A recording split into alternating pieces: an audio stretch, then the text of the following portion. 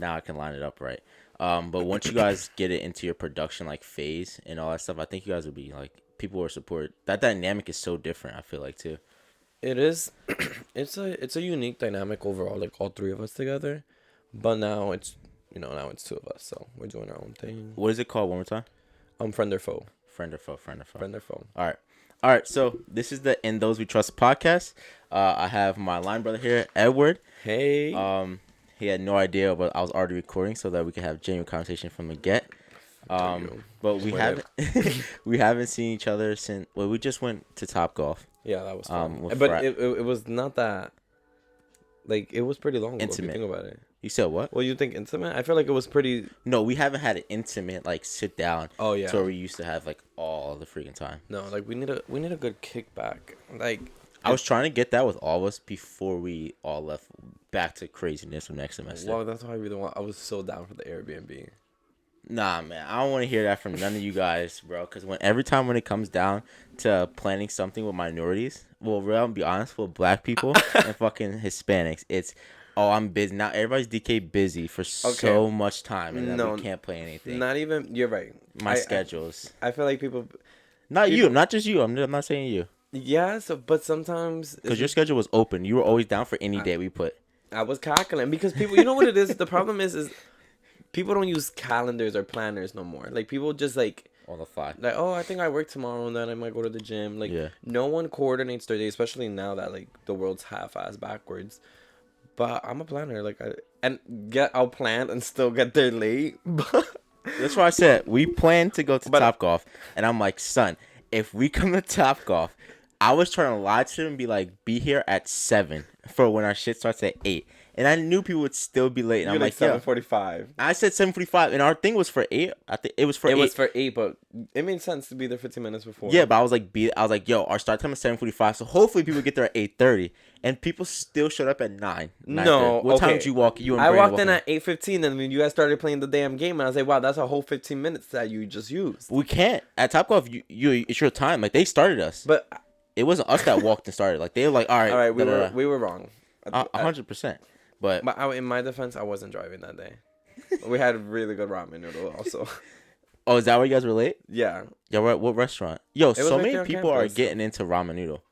I can't pay to get oodles and noodles from somewhere. It's because we were raised off that shit. Yeah, like, I hate oodles and noodles. Everyone, like, Kat and them, everyone that knows me knows I won't eat oodles and noodles now. Like, oodles and noodles and tuna, you won't find me eating anymore. Because I ate it so much as a kid. I like tuna a lot. For me, it's ravioli. Ravioli? Oh, beef ravioli? Oh, I'll still eat that shit, bro. In the can? No. I wouldn't even... I want it can. Forget that, like... No, that and cup noodles, because both of them, not only just growing up, but through college. Like, freshman year, I was like... I can honestly say I went through college without eating oodles and noodles.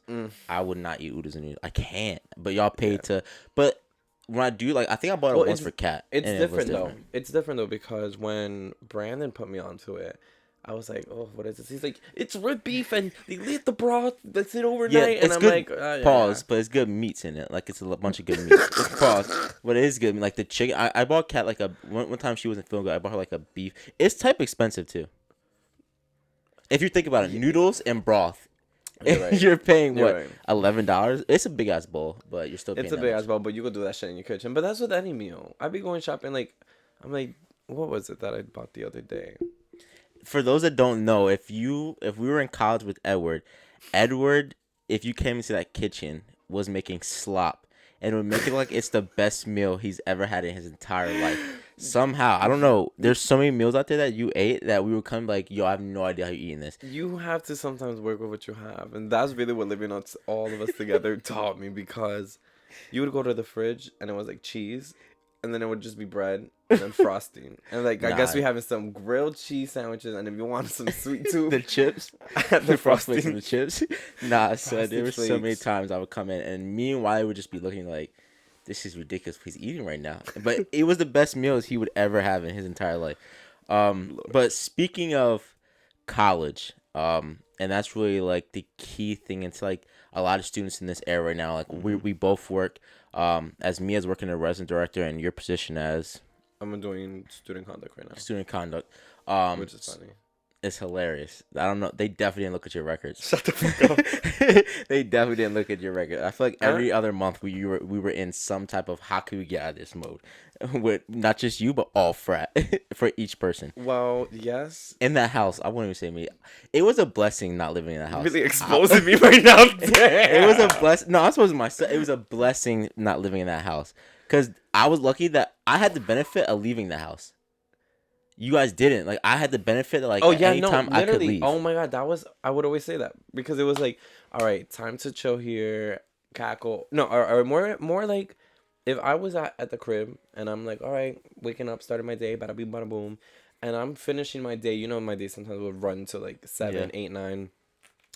I'd come home and it was always someone over. It was always people over. Like, it was always like. But don't you miss those times now? I mean, yes. Looking back. But I 100% miss it. Like, now that you say that, I'm like, damn. Well, I always miss it, but now I'm like, damn, I should have like taken it in more. Enjoyed But it was always like, sometimes you want to like come home and like take that mask off or like just be like, fuck, like, what a fucking day. But it was always like, more fucking people. Like, damn. And then you guys would come over, which was always down. Like, we would always chill. But y'all had like the ability to be like, all right, I'm out. Brandon. Me and Brandon are the only ones, right? Yeah, me and Brandon were the only ones to be able to take. Are like, all right, we're out of here. That's when Henny just sent the you see the Snapchat memory of me hopping the fence. It's on Snapchat. God. So it was me hopping the fence leaving, and I was like, yo, that definitely was like 2 a.m, 3 a.m, us leaving, and just had that's a chill night. And it was like, put it on the group chat or Snap? Snap group chat. It was on Snap. It happened a while ago. So it could Henny sent it. It was me like hopping that little ass fence at townhouses. So like looking back on it, it's just crazy to see like how like we used to just be living, stressing our ass off that senior year. And I think that's like a great place to pick up on what that was for us, because we both were in that transition like together. Oh my god. But went different paths and like led to different places. Not going too much into your own story of how that happened. We went together to MAPC. Yeah. So like, and that's coming. Yo, I'm going to MAPC again this year. Shut up. Yeah. I would love to go just to cackle with people because I mean it would be so different now with the whole. I'm so glad now that it won't have that. For those who don't know, MAPC is the Mid-Atlantic Placement Conference. I don't know how I just got that on top. Yeah, I was like, yo, if you would have. Oh my god. So like, it's to think that was our world. Like that was our like right now. I'm like, oh, MAPC. Yeah, like, and that's what I'm about to go back to. Like that's my backup plan. But it's coming up in February. So like that senior year, it's all of us look forward to senior year and we're graduating, and you're like, I just can't wait to start making money. For those who want to start working, and then for those that their next step is grad school. So they're in that in-between stage. So we both were in that in-between stage of what the heck is next. So I would definitely say from our last chill moment was winter break, and then after that it was game time. We were in the mode of like, all right, we got to figure out where the hell our life is next. I think it's crazy for you to like explain it at that point that winter break happened and then we got into it, because for me I would, although I did fuck around a lot, I would like to like lie to myself and be like, no, like I was ready like senior year, but it really was that pivot point of like winter break. I remember. I mean, you're always were you on contemplating campus that winter? Over winter break without living on campus? I didn't live on campus over winter break. Duty? No, I didn't. No, okay, so I was there. I was doing duty, and I was like, oh, I'm gonna stay on campus so that I could get prep. Get not even prep, so I could do the what is that shit called? Do applications. I'm gonna do applications, blah blah blah, all for grad school. Boy, you know I was still like writing papers from the semester that just ended. I'm like doing duty. I'm like stressed. And it's like I look back. I'm like, what was the stress about? Like, what couldn't you just like snap it? Like, and that's what I think me and you both had like our little quarrels in, because we were total opposites. Like we were still going on that path of like, we know we're both stressed out, but your stress was mentally fucking you, and like the stress for me was like, bro, it's gonna happen regardless. And I think all that showcased at MAPC when we showed up and you missed your and you left your pants. Oh my god! And it was on the stairs, right? Like literally off the. I'm assuming that when I was coming down the stairs, it fell. No, 100%. And one of the boys just like put it on like the chair. No, it wasn't even on the chair. It was still on the stairs. Like, like this motherfuckers probably just kicked it aside, but it was just there. Like it was on the hand railing, but it was just chilling there. Yeah. So like, for us both going into it, like we both knew that no matter what, this is our next step, our next Yeah. goal. And for many people in that realm who don't understand, like when you're in res life, there's that res life will help you pay for grad school, and there's Well, different GA positions, but like MAPC is really heavily based res yeah. life. No, of course. So I we think, knew but that's that. the one. We knew that, and we also knew that you have to like have somewhere else an ounce of fuck besides the free housing. Oh no, 100%. Because You couldn't yeah, do. I definitely couldn't. Now I'm at the point we can go into that later. Of now I just can't stand housing, and I'm like I hope it's not housing as general or just yeah, housing where I'm at.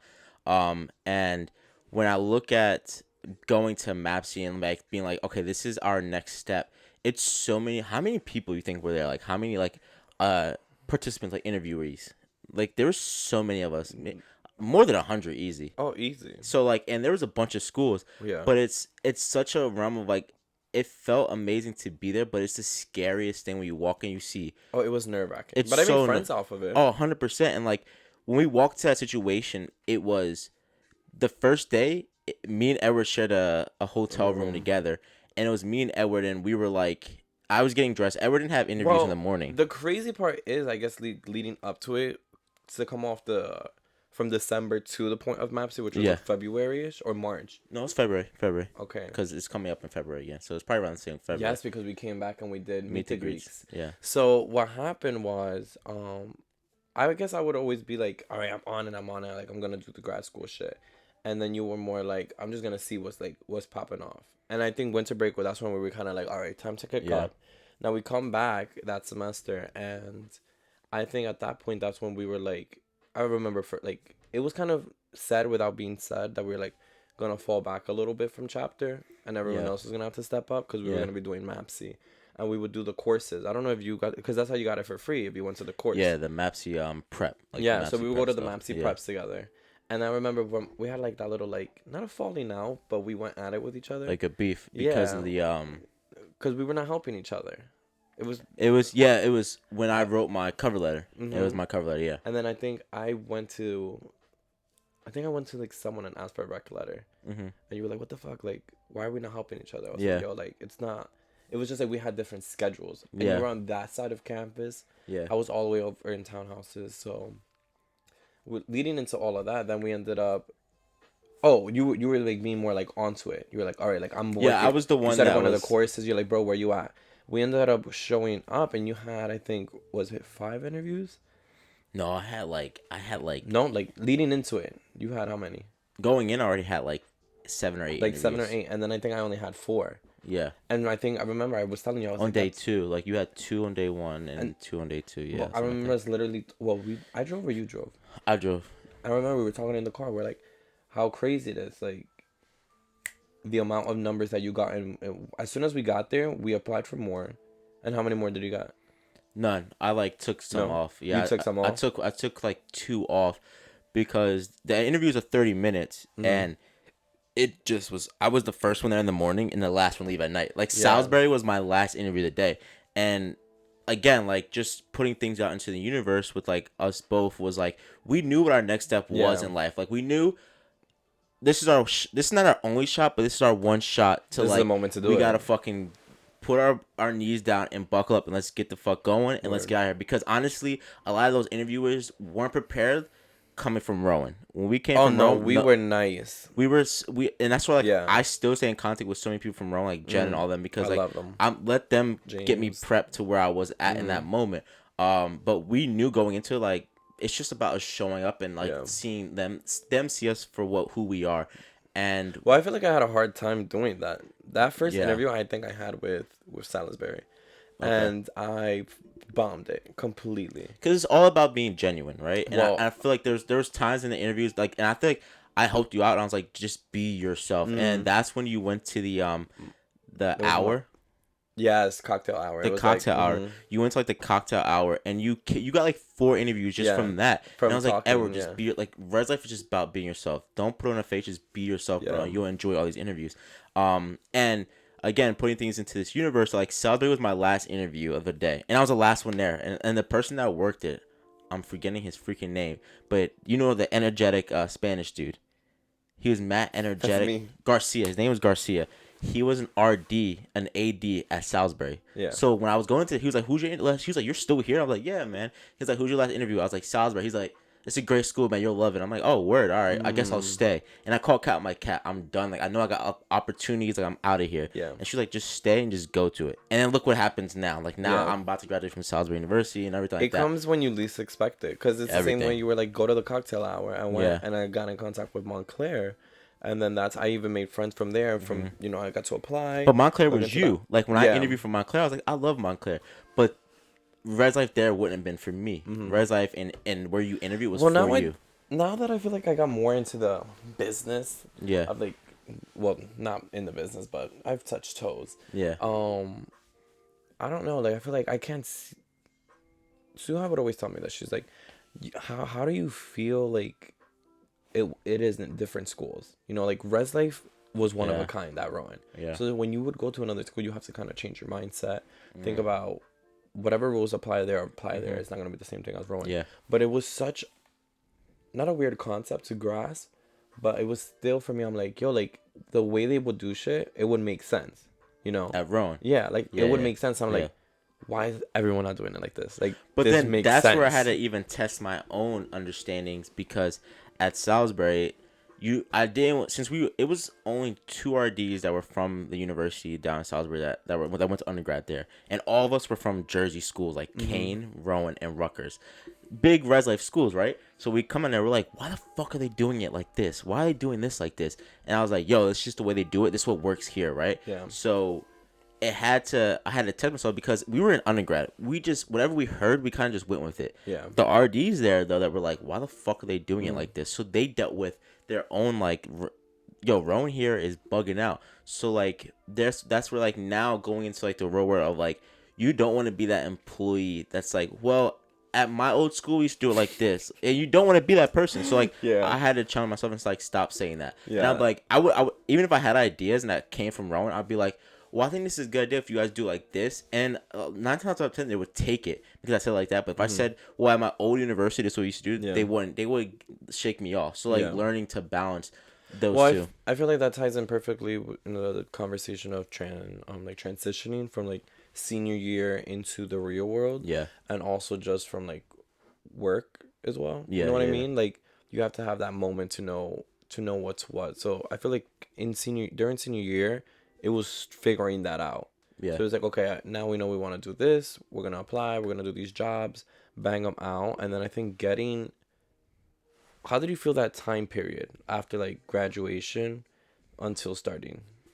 Until, like, that summer. Mm-hmm. All right. So, like, graduation for me, I could care less about. We were there together. Yeah, we did, of course, like, in both for our college and for, you probably want to use 2 hands for it. There we go. Yeah. For both of them. And I didn't care about that. And even in this degree, I don't care about that much, because I'm just like, I'm always on, like, the next step. Mm-hmm. So I was definitely in that in-between stage of, like, all right, man. Now I think I finally relaxed. I remember I was talking about this with Kat, that when I submitted my last history paper, which was like my semester, the dissertation for that semester, and it was I can remember it was pouring down raining, and it was like 30-something pages, and that was more gratitude than walking across the stage, because it was like my final paper. I'm done, and that's it. That's all I gotta fucking do. I'm not worried about nothing else. I can finally, like, I got my life together. Think about it. We were going so hard since winter break till that point in May. We were just just running. So it's like I got my next where I'm going out in life. I make sure all my T's were crossed and that all my I's were done, and I could finally relax. Forget about graduation. That's just for family. That I could care less about that. And in that summer going into what the hell is next for me in the fall, I think that was it was definitely a hard ass summer, because I was left with the people we did graduate with, starting jobs and were making money.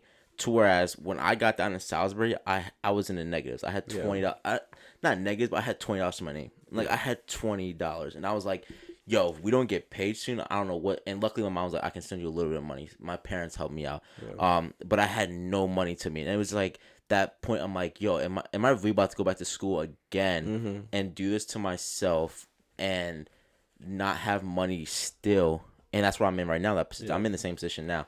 I So I was met with that. I feel that 100%. Yeah. I feel like it's my parents have a hard time understanding that process of when you're in school, you're not making no money. Like you're literally investing to eventually make something back, but That's a great point. When people shit on college, it's like you're just. I look at it as just investing myself. Mm-hmm. That's all it is. No, it's That's all it 100%. is. You're investing your time into learning something for yourself.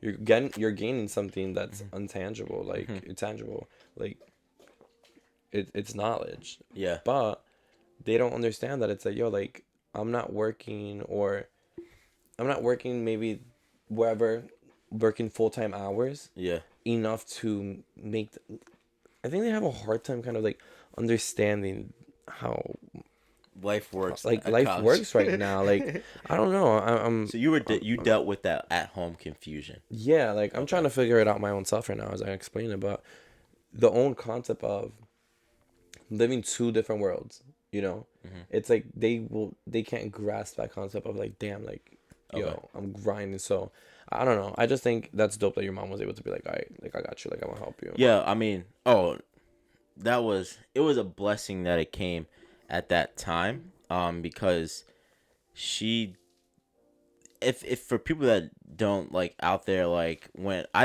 had it like growing up, my mom was like everything to me, and my dad was like everything to me, and then like once I went into like my freshman and sophomore year, I had like a falling out with my mom, to where I moved out the house. I don't live at home anymore because of what happened, and everything that did happen at home. I just had to get out of that space, and like luckily I was blessed with being able to move somewhere that like I could have a good space. I was welcomed with open arms, and no matter what, maintain that good relationship, because I did have a dad who has a master's degree, so he understood the struggle I was going through. He really physically couldn't help me out, because he was going through his own struggles, but he knew my struggle and how to coach me through it. Yeah. I feel like for you, it's so different having parents who are you the first generation born? Yeah. And Yeah. are you first generation born here too? Mm-hmm. So you're first generation born in the United States and first generation to go to college. So they just know parents like that would just say go to school, and have no idea how to fill out the paperwork, the FAFSA shit you go through, and not even go to school. It's more like get a job. Yeah. Like before school, even pushed off like that. Like So I did ended they up push really, school off? Did they say like, why are you going to school? yeah. Well, for me, it was more the concept. Ooh, I got an itch in my ear. For me, it was more. Make sure the mic is a little bit closer to your face. So okay. Yeah, right there. Yeah, no. So they were pretty much telling me like, yo, you graduate high school, like we got you. You got your car. Like that's it. That was my goal. And for me, I was like, all right, cool. Like, say less. So your parents got you a car, like, for graduation?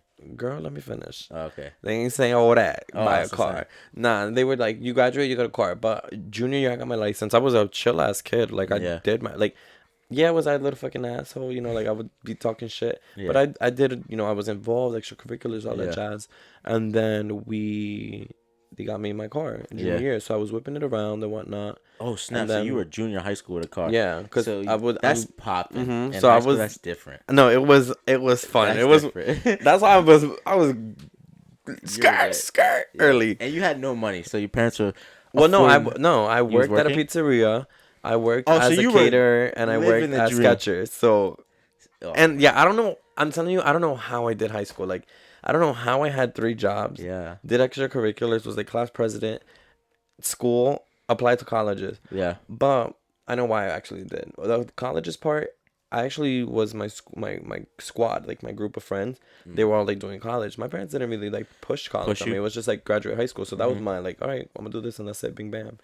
And so you already had in your mind like, as long as I graduate from high school, I'm getting my car and I'm gonna work and I'm gonna be chilling. Your eyes weren't even on college. No, like I didn't even know Rutgers was as close as to where I'm at. OMG. No, like I'm telling you, like crazy. It wasn't like you're like Kat. Kat didn't apply to any school. She was like, I just go to community college, and then look where she's at now. Yeah, it's crazy. Yeah. I didn't even. I'm like whatever. Like it wasn't nothing until I think 6th grade. Is it 6th grade? Around that age group, like 7th, 8th. Mm-hmm. My sister was trying to go to college, so she was like, "Oh, I want to go to Rowan, blah blah blah blah," and she didn't because of the price. And when I got in, I'm like, I know this obviously because of the circle I was in. Yeah. But I'm like, you could have done EOF. Like, you could have done this. You could have done that. Like, but I was able to, benefit. So you knew EOF.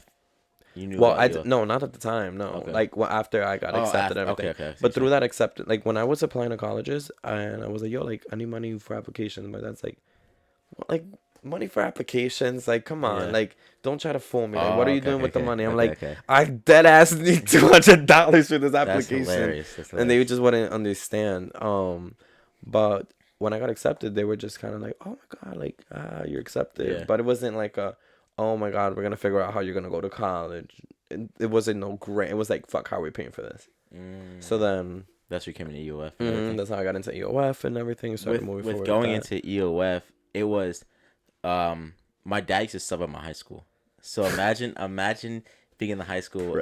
But the thing is, everyone knew my dad already. My dad is like town council president. My dad coaches in football, so everyone already knew my dad. And like, it wasn't weird for me seeing my dad. If it was doper, like if I would go to gym class and like, because it really didn't, I would stay at my mom's a lot of the times. I would come to school and I would be in the hallways and just see my dad. I'm like, oh shit, you're subbing today? He's like, yeah.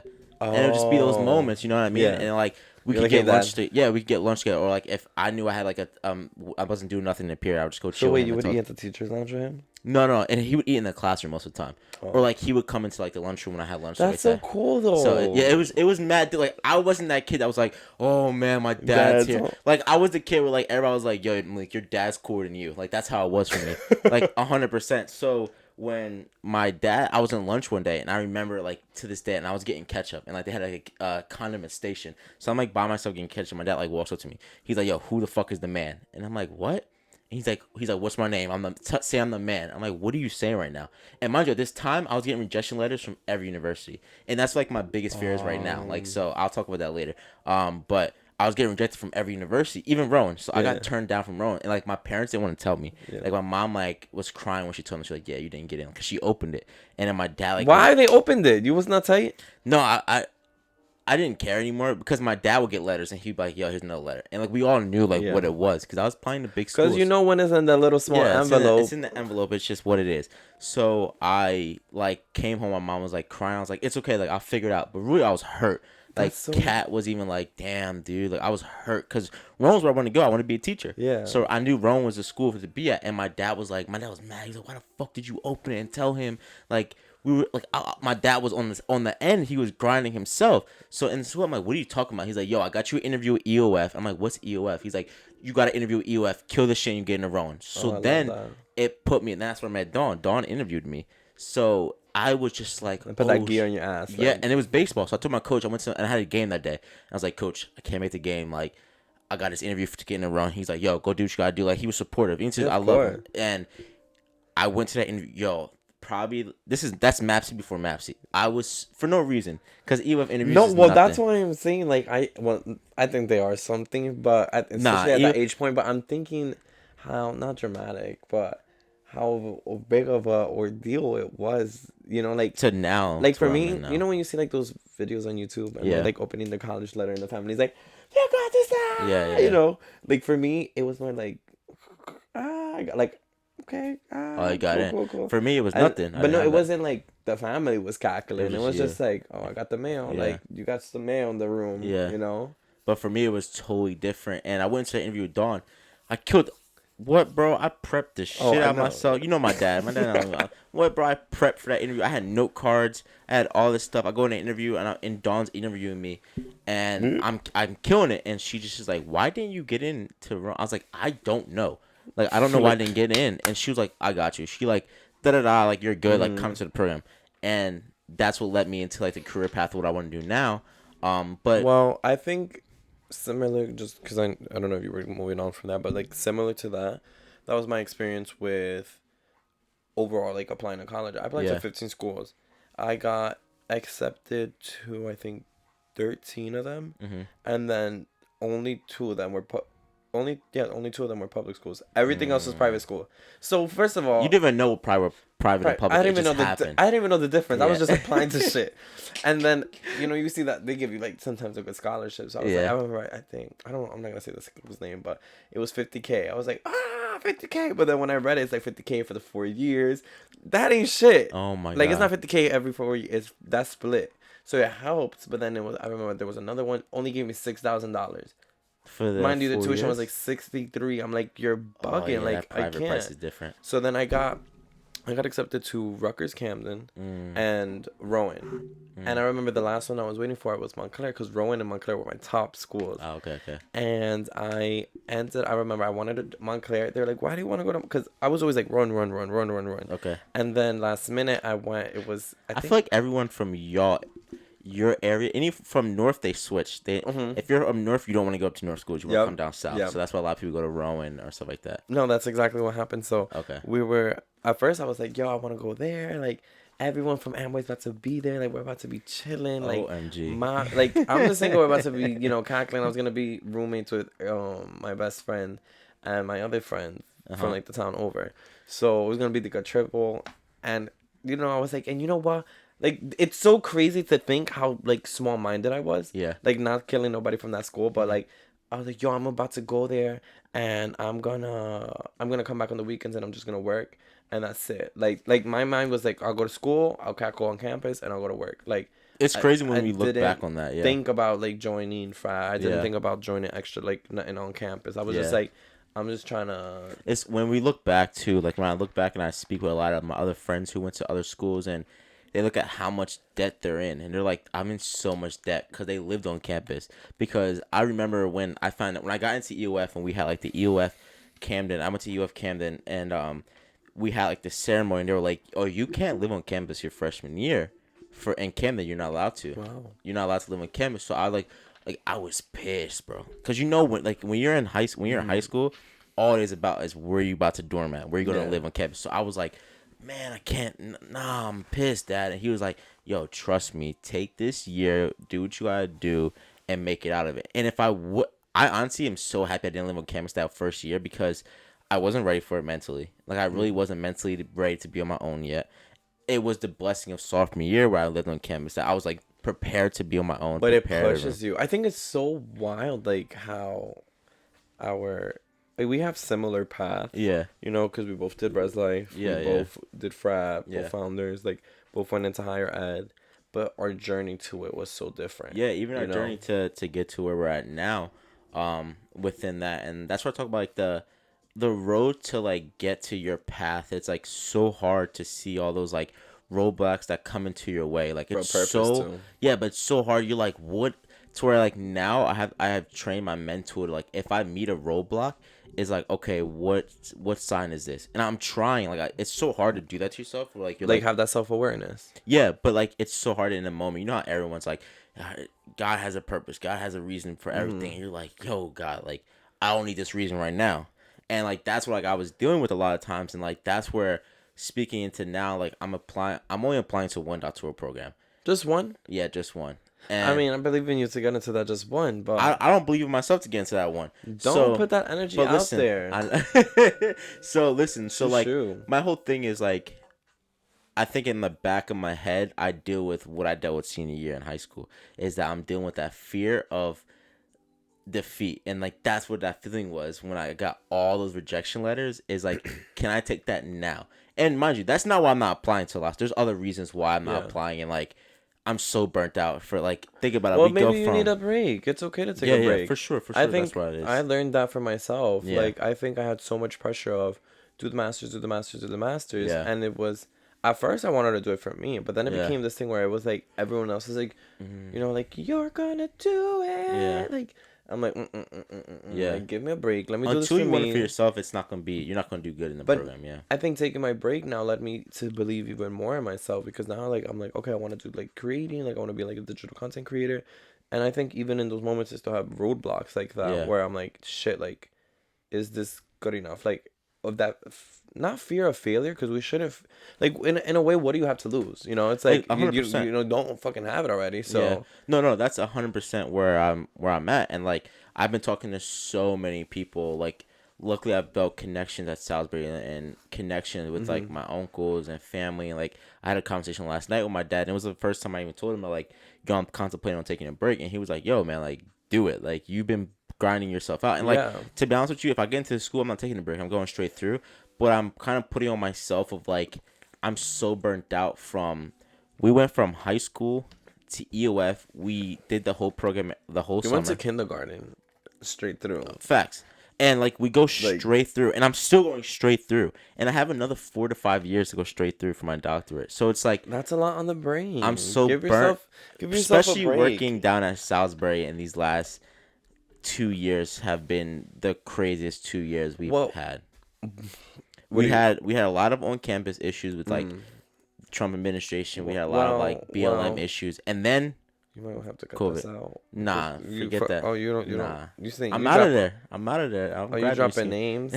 But no, it is what it is. Like I mean, love my experience. You know what? It's actually the truth sometimes. Yeah. Like the shit that happens. No, I'm not putting anything on them. I think it happens a lot more than we know. Not even know. I feel like a lot of things these last 2 years have came to like where it's like for a lot of people. For so many people, and not just.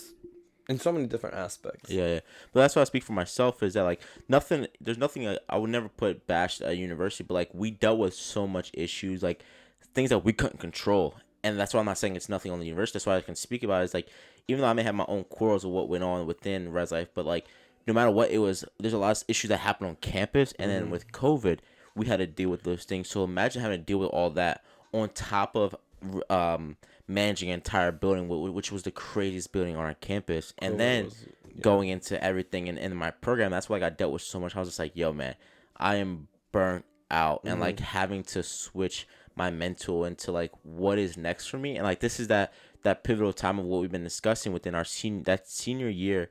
When you're graduating, like what's next, and that's kind of what led me into the creation of this podcast of And Those Who Trust, and like the reason I even wanted to brand it that within the whole like trust scheme of things, of like bringing people who have dealt with many different things, different aspects in their own life that can bring sense into it, and then when the viewers are watching, they're like, oh wait, I'm going through those same different paths, and like we're at the age now to where so many people, like I believe that our 20s now are our 30s. And like, by all means, we need to shift this thing. Like, our parents were like at 20, or they already had kids and they were married, or they were like, well, I came to this country at 15. I made something myself, and it's like we can't do that to ourselves and put that stress on us. And I think what people forget to remember.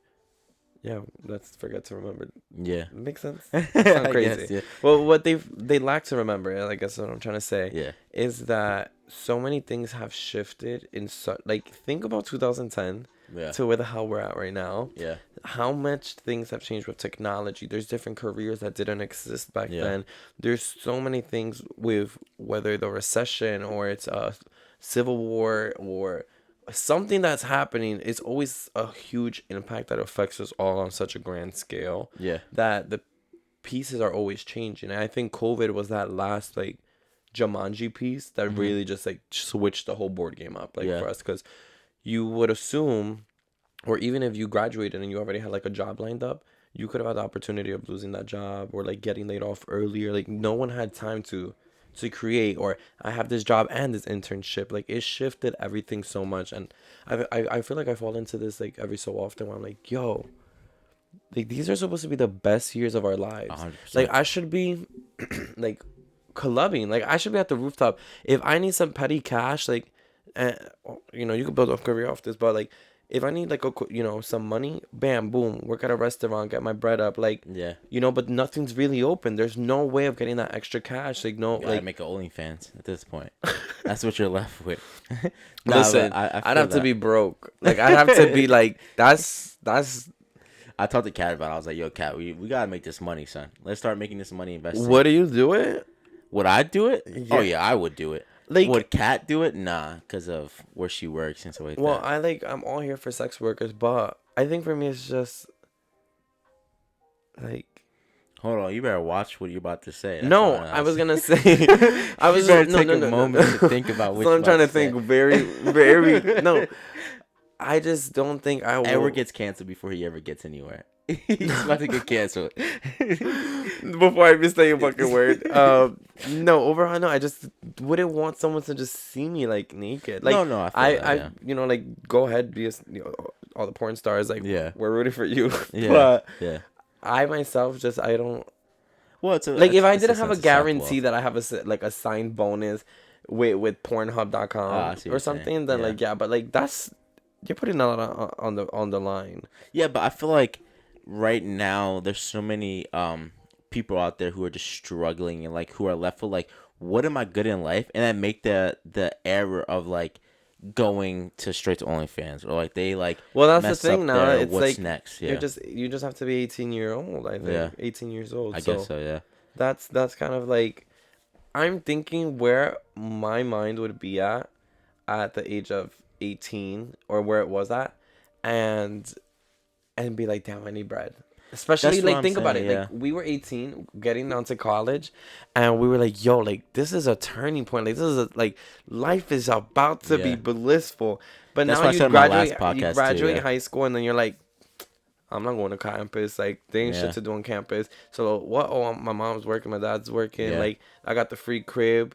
Bam boom, bam boom. You know, you Yeah. start getting crazy. Like I mean, I'm all here for it. You know, I have my crazy side too. Yeah, yeah. But just for OnlyFans content, like No, I'm not knocking anybody's hustle. It's just personally for myself. I just think I'm like But when I think about it, I wouldn't want it to haunt me. when not going on this topic too long, but when I think Yeah. about it, when I think about OnlyFans, it kind of reminds me of like, your whole package. And like when I think about Kim Kardashian, like I love Kim K. Like I don't care what no one says. Like Yeah. to me, she's a business. She's smart. Oh no, she's a She knew beast. how to market herself. So my thing is, 100%. if love I will her. never doubt anybody for doing what they do, especially this generation. Like, I don't want to sound like that old person who's like, well, this generation, you know what I mean? Like, it's Yeah. just, but like, I deal with so much in this generation when working in housing. Like, I see all aspects of this generation. But it's also so different though, because I think that we keep seeing like this generation, Yeah. and we're trying to talk about yes, maybe 21, 20-year-olds, Yeah.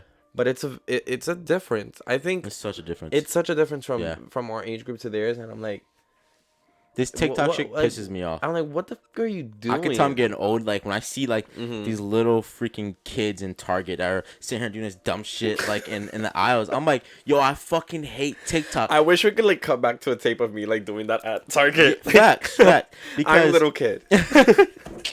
because like me and Kat would see each other, I'm just like, oh my god, look at this fucking kid. Yeah. And to me, it's like I don't hate the app. I just hate what it's becoming with like people are just so focused on like, and I would even say like this is one of the knocks that me and you have quarrels about, is that you care too much about what people thought, and like that's kind of what messed you up a little bit. Is that like again That's like just you took me out. yeah, like that's what it was for you. You were just like, not that you were saying like I knew when you were bullshitting like my fans care. Like no, you were just like, oh my god, you were taking the stress of everyone else and putting it on yourself. When was this?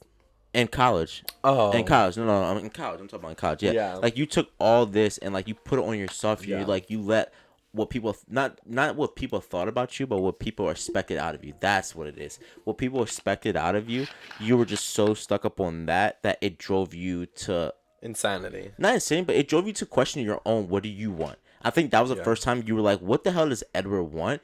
And that's what it was for you. Because no matter what, like for me, I dealt with that at a young age. Like I was just like, "What does Malik want to do in his life?" And like my dad, luckily I had a dad who just like would be like, "What do you want to do in your life? What do you want to do with your life? What do you want to do with your life?" You just read the fuck out of me.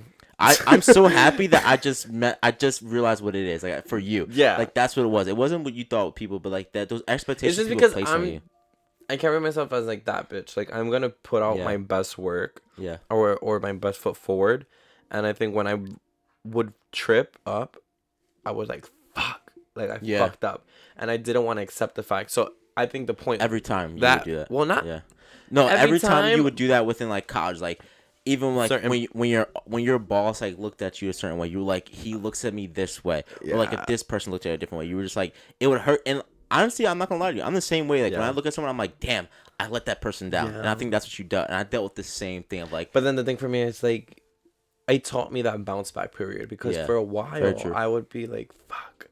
Damn, they kind of like you saw my cards, like you saw me trip up, and then I'd be so caught up on the fact that I fucked up that I would fuck up the next three things, and I had to get out of that mentality of like, yo, like that's it, you fucked up. Like my brother-in-law, when I would do like football with him, he would always tell me, he's like, bro, like short-term memory, that's it, like it happened, let it go, next shit. That's exactly. That's why I love sports. It teach me. My dad was talking this last night, where people knock football, and it's like, in football, you learn to deal with failure so much. When you lose a game, that's a failure. Like, you deal with failure, and then you deal with heartbreak, and then within that spectrum of it, it teaches you so much just about life outside the X's and O's because of because of football. Like, think about it. I trained my whole life. Like, my whole life, I played football, and then my senior year made it to second round of playoffs, and we lost.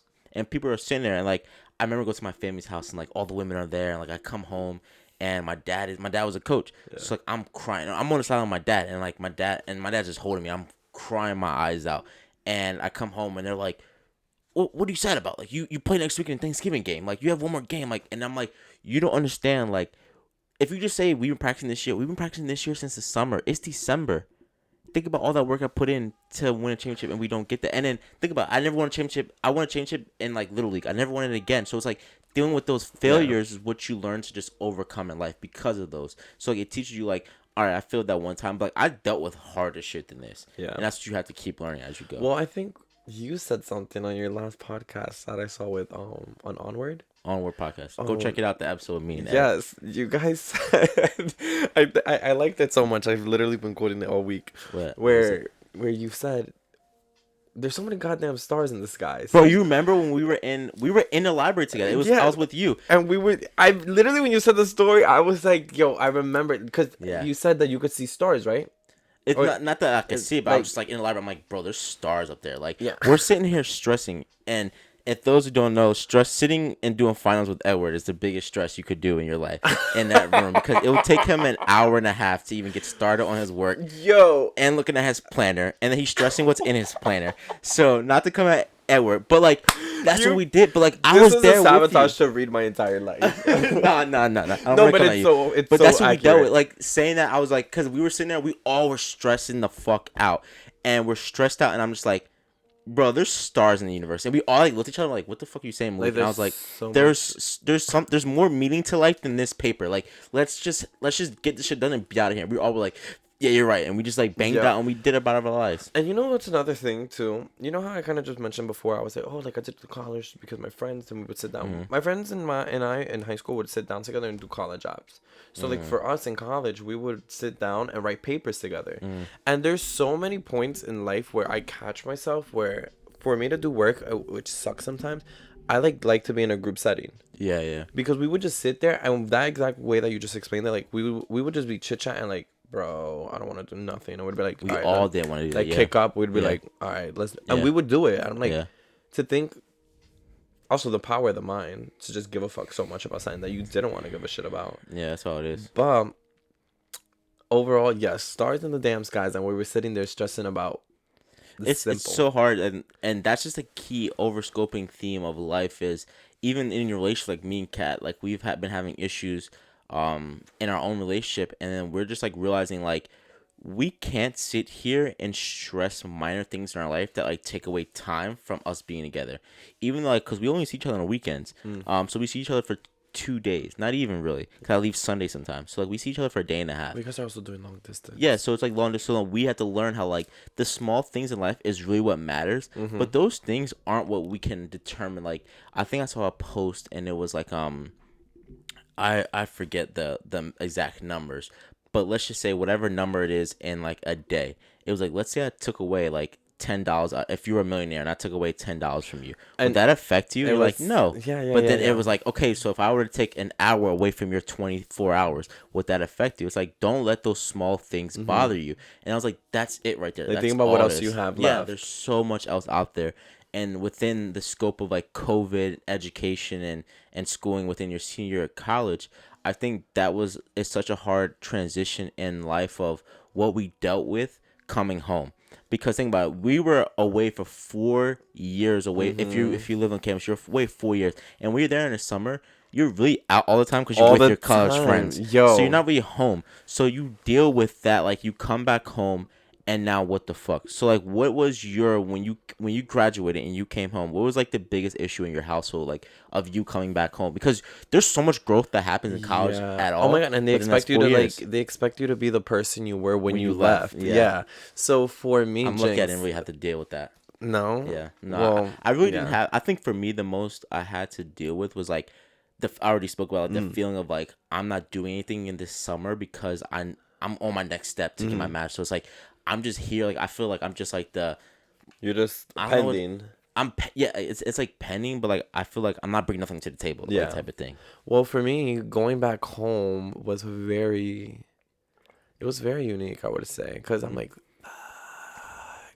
I love like running my own shit, like going back to living at townhouses. I love coming in, leaving at my own hours, like your own leisure, yeah. Yeah, and I'm very OCD. I'm like, clean the motherfucking mirror, like put the fucking seat down. Now you're on someone else's time. Yeah, and then home, exactly, and then it's like people who could kind of clock you on like shut the fuck up, like I pay the bills. Yeah, and I don't know if you can agree with this, but it was so weird transitioning back from like living with the boys, where we were all comfortable with each other because we knew like, all right, if I bought milk, like everyone could have milk. Yeah. But I would go home and then it was the other way around where I'm like, hey mom, like whose orange juice is this? And she's like, oh, it's like the house's. I'm like, can I have some? She's like, yeah. Like, but for me, I'm like, if I were to go there and it's Wiley or Chumpi's juice, I would most likely ask for it. That's funny, yeah. So that's funny. For the most part, the big thing that was that like argument was having people over, because having people over. Because the thing is the room that it has private, like more privacy, it was like on the second floor. So I was up there. And I would try to bring people over so that my mom was just, how like in college. This is before COVID too. Well, yeah, before COVID, exactly. But like in college, your room is that's your function. That's like, yo, we come to my room, like we're cackling. Like, my roommates don't care, blah blah. Yeah. So there was none of that at my crib. It's not like, all right, like my parents are here, but we just gotta make it to my room, and they're gonna leave us alone. Like it was like my mom would want the door open. She would want to be there. She would want to be like, what's going on here? It's like it's like, bro, like. Relax, you know, like, and then the thing is it was people that I already like was cool with. Yeah. So it's like it's people you've met before. So why are you acting like funny? So I just felt as if it was like trying to have that control again, and I'm like, no, like I'm on my own time right now. You have to understand that. So I think that was the biggest challenge, definitely, like coming back home. Wow. Okay. That's I think and a meal plan. Oh, right? Like, yeah, because you have to eat what the fuck they make. Like, I know that sounds so ignorant, but like going, like, I'd wake up, I don't know, I'm about to have some motherfucking toast. Someone ate the last 2 fucking slices, and I'm like, damn, like that happened in the house and whatnot, but when it's at your, I don't know, it was a very unique situation. Like, if you've gone through this, you're gonna know exactly what I'm talking about. Yeah, I think I didn't deal with that so much. I dealt with again being in that in between stage, and I think I'm still going through it within like I'm tired of being broke stage. Like I think that's the biggest thing we go through in college is like, when you're in college, everyone's broke, so it's okay. You're just like everyone's broke. We're all going through the same struggles. But then now where I'm at is like I'm just and I talk about this with my cousin who he's a professor at George Washington. And I'm just like, yo, I'm not gonna lie to you. I'm just tired of being poor. And he just starts lying. He's like, yeah, like he took 3 years off before he went and got his doctorate. And I don't know. I don't want to take 3 years off. But like, I'm just tired of being in this state. Like, and everyone always says like, don't rush to go to work. Like you're gonna be working the rest of your life. So why rush going to work? I'm telling my nieces that. Because... Yeah, but like when you're that age, especially when you're in high school, like, dude, when you're in high school, like I just need to work because I want money to do what I want. But like.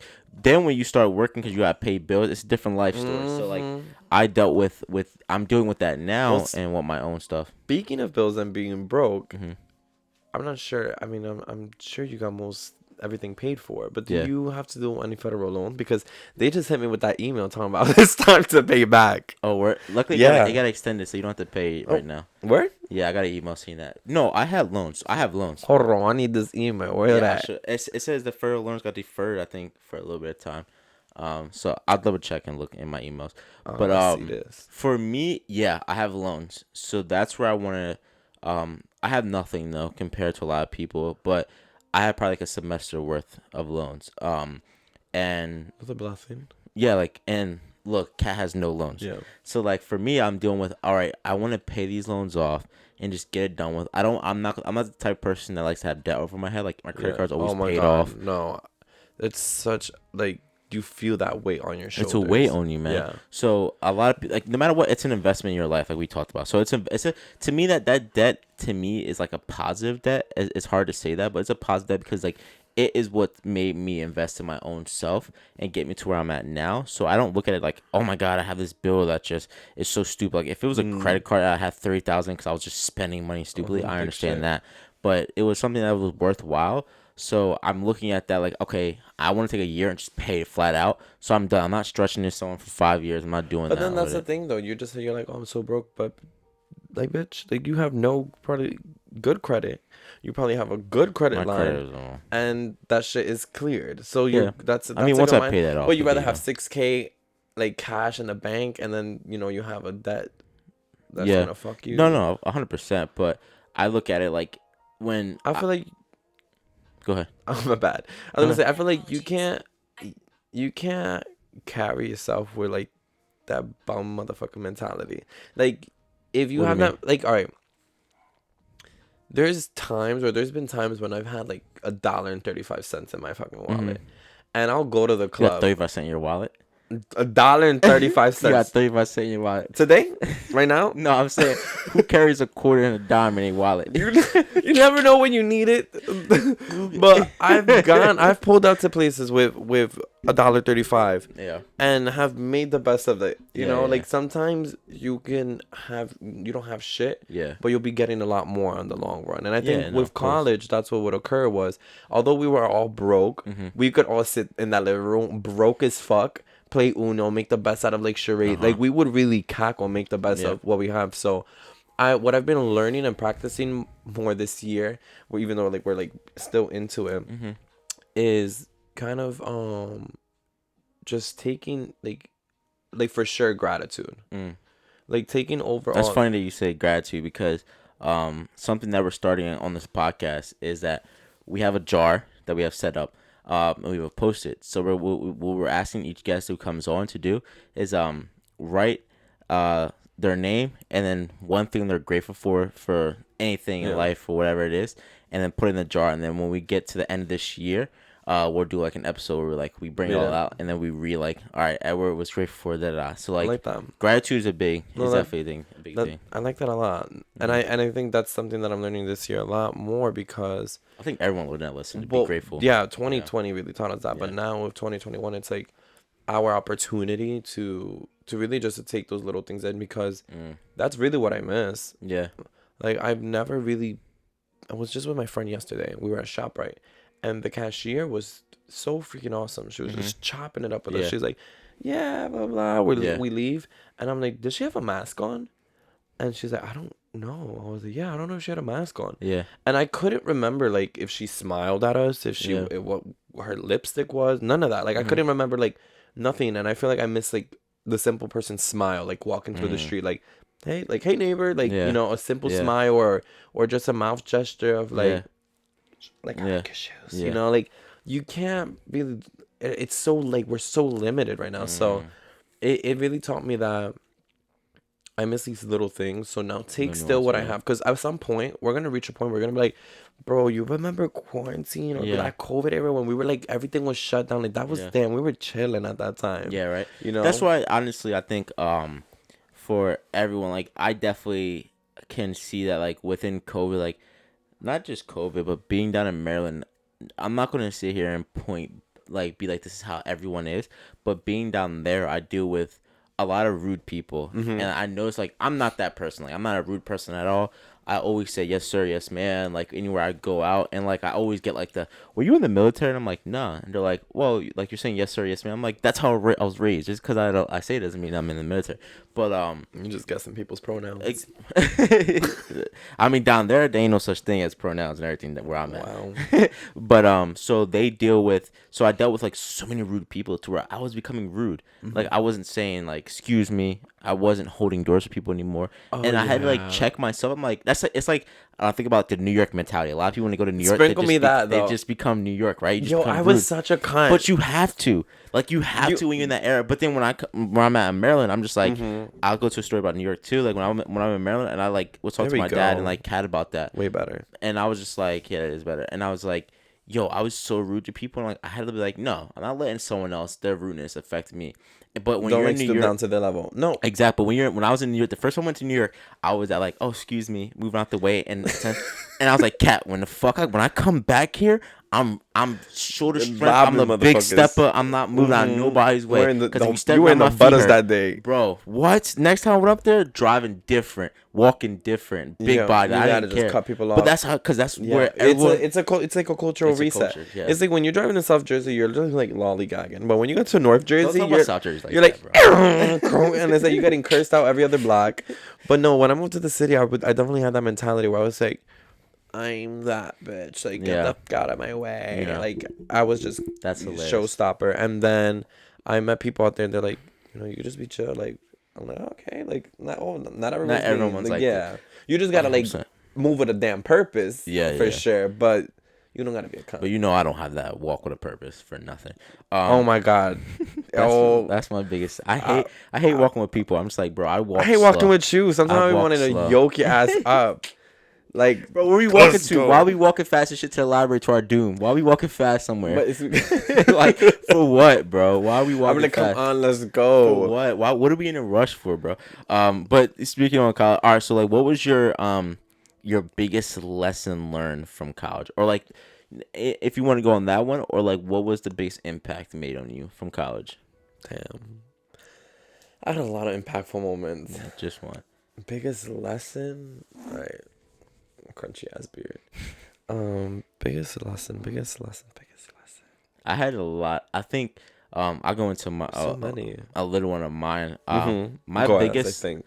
my biggest lesson was that no one cares. Like, that was my lesson that I learned. And if you find someone that does, that's who you cherish. Yeah. And I dealt with that a lot within, when people talk about minorities in education, and especially in college, there's so much we go through. And I feel like the finish line is moved so much for us. And I dealt with that, and I was talking about that. Like, I had professors and all these issues with, and like, I was just lucky to graduate on time. That, like, I had so many people move the finish line for me that I was lucky to cross at the same time that I was supposed to. Yeah. Even yourself, you dealt with that 100%. So I was gonna kind of, like, in a way, piggyback off that. yeah, go ahead. I was gonna say people setting limitations for me was my biggest lesson. I feel like and I'm sure you can agree with that too, because it ties into the exception part.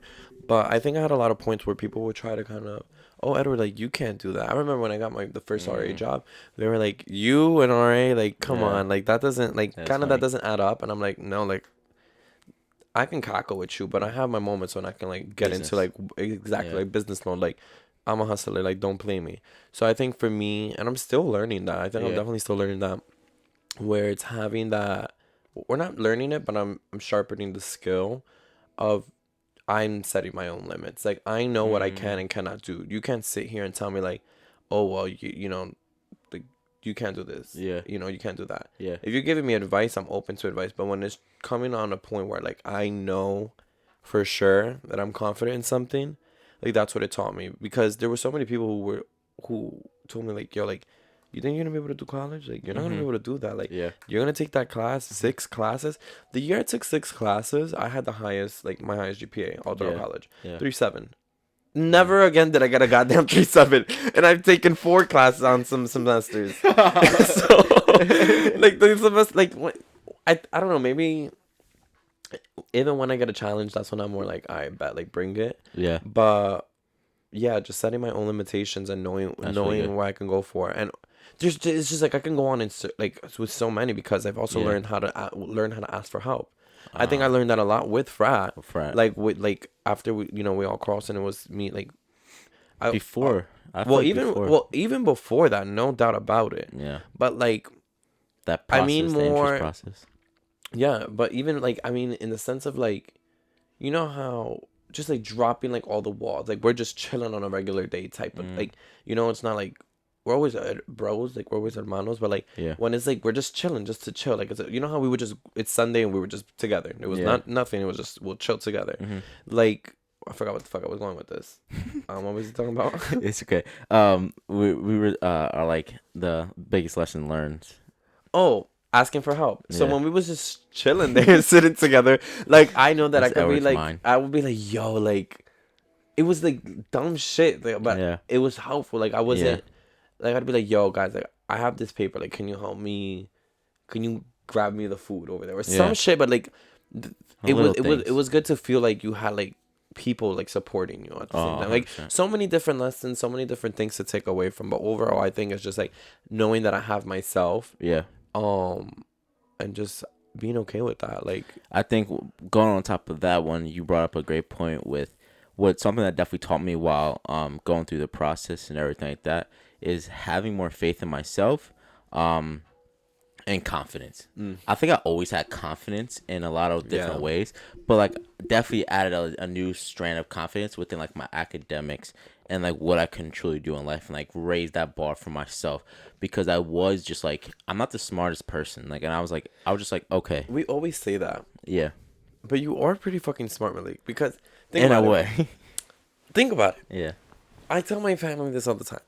College isn't hard. Yeah. College is just fucking time consuming. Yeah. And that's the same thing with like that's what I tell my little brother all the time. Smart. I'm like, bro, do you know how many dumb motherfuckers I knew like graduated from Rowan? And like I argue with him. He's like, what do you mean? I'm like, bro, there's some hood niggas that I know that I don't know how the fuck they graduated from Rowan and they make some of themselves. It's a game of finesse. Finesse it is a game your way. Finesse, and it's all about the time you're putting into it. Yeah. And it comes from that too.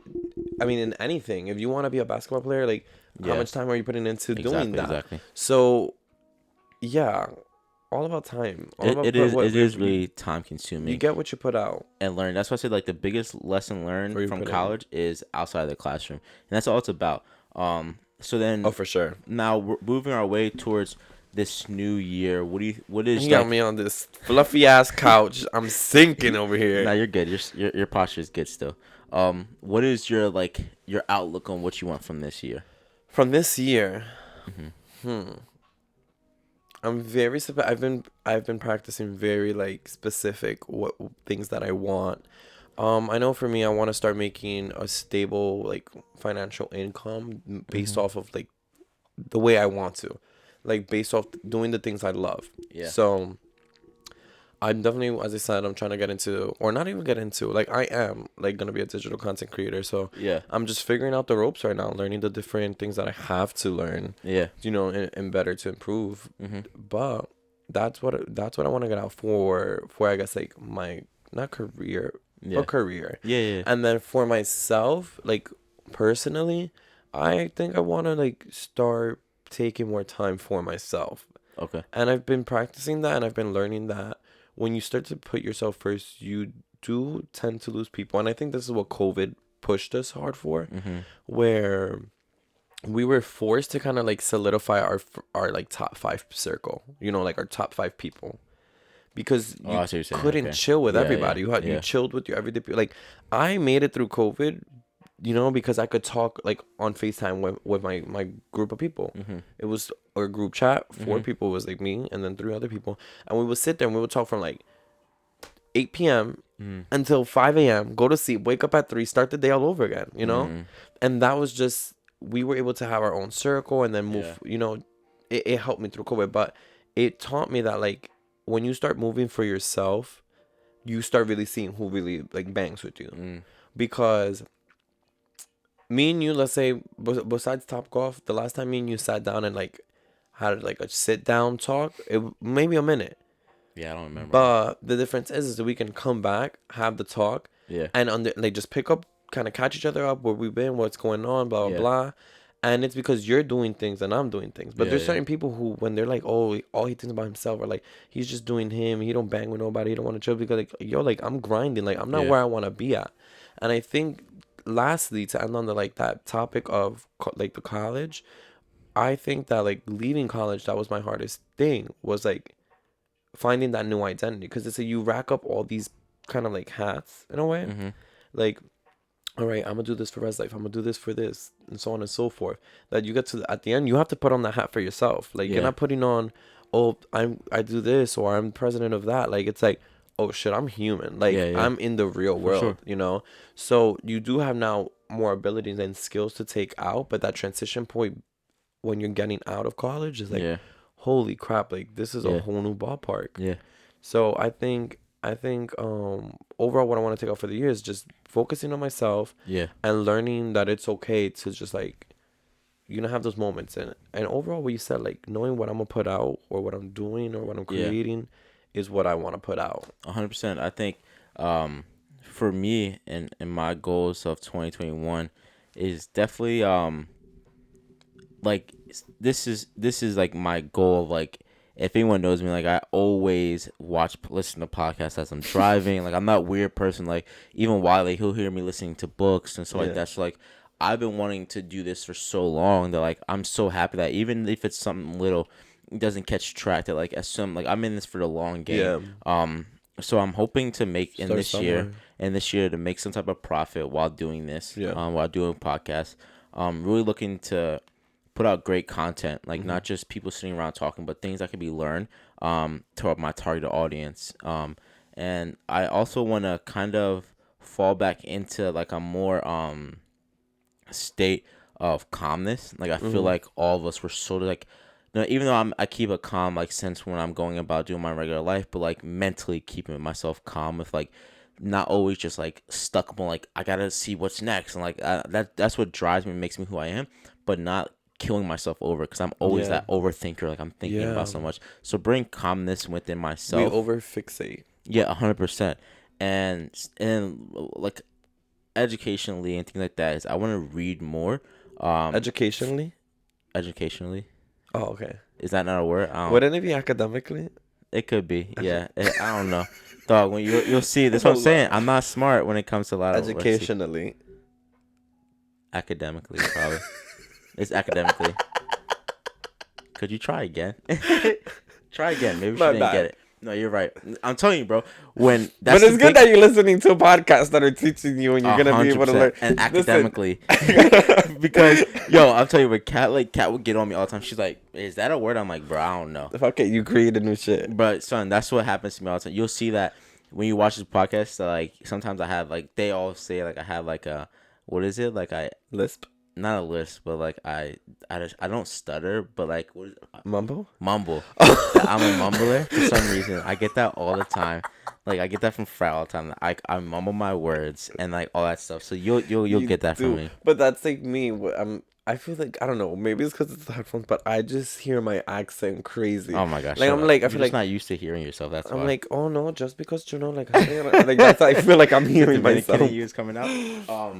Yeah, that like read more. And that's really like figure out no matter what. But what books are you looking into? A lot more self-help. I want to read more. Have you read Russ's book? What is it? Russ? No, I haven't.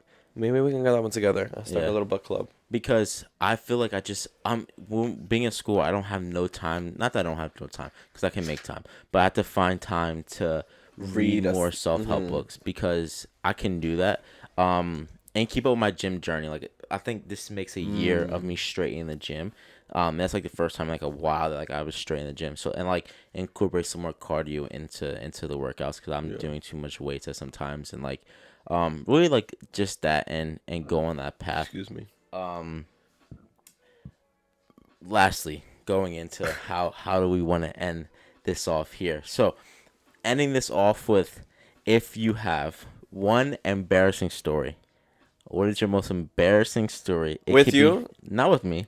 If it can be with me, if that's your most embarrassing. I don't remember one with you know absolutely which one I'm talking about. With me? Bitch, my 21st birthday at the club.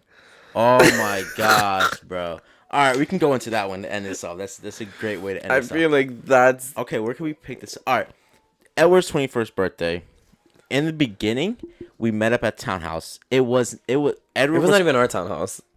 Whose townhouse was that? It was the Mommy Cave. Oh yeah, it was. We had mad different people in there. That's funny as hell.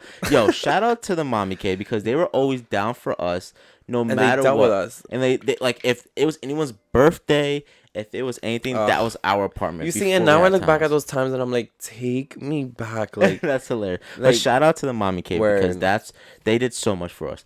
But okay, going there. All right, so we met up. That's funny as hell. We met up, but this is before we were in frat. That's crazy. Mm-hmm. So we met up at the Mommy Cave. You had all of your circle there. It was no. I had Yeah.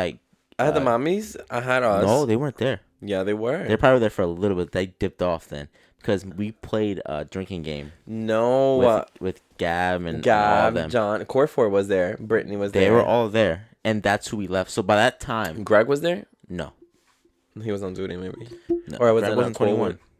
I don't think Greg's a year younger, so he wasn't 21. So we were all there.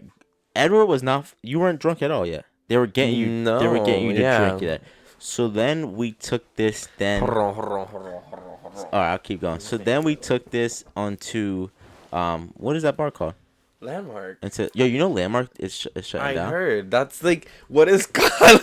That's crazy, right? I'm glad to. I can't stand Landmark. Why? I learned to. I don't like Landmark, but we're not sponsored right now. I don't care. I don't want them to be a sponsor of mine. But then we go to the Landmark. It was a chill night. It was no one really there. It was a perfect setting. It was like just us there. And if anyone knows Landmark, and it's the epitome of Rowan. There's a white Rowan, there's a black Rowan, and there's a white Landmark, there's a black Landmark. So then Edward was in the white Landmark for a little bit, and he got it's all drinks. Well, no, this is actually what went down. So we pre-gamed, right? We was all chilling, bam, boom, bam.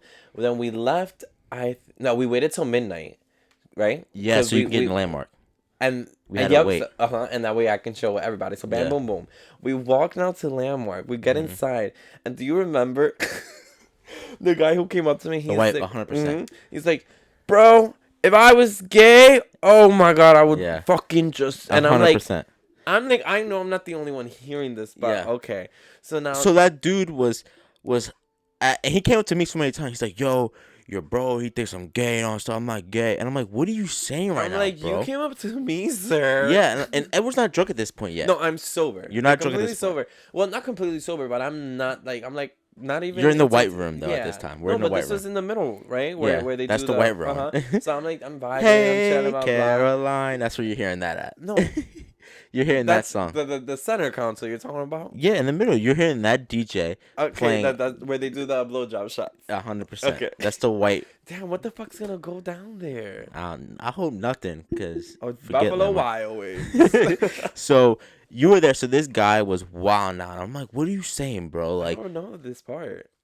He kept coming to me. He's like, yo, your friend, he keeps saying he wants to blow me or stuff like this. And I'm like, gay? And I'm like, bro, what? Like, he's not even late. Making shit up. Yeah. So, and he was the one that was flat out his mind drunk. And you came up to me like, bro, he keeps coming up to me. I'm just like, yo, bro. I was like, yo, bro, can you just leave? Because I have no problem with dismissing someone in the club. I love, like, to me, like, even when we had the end of the year bash, I don't know who that little girl is, but there was a little girl there that was off rocker that night. Which one? At end of the year bash. But you know I'm blacked out. At everything. That's your problem.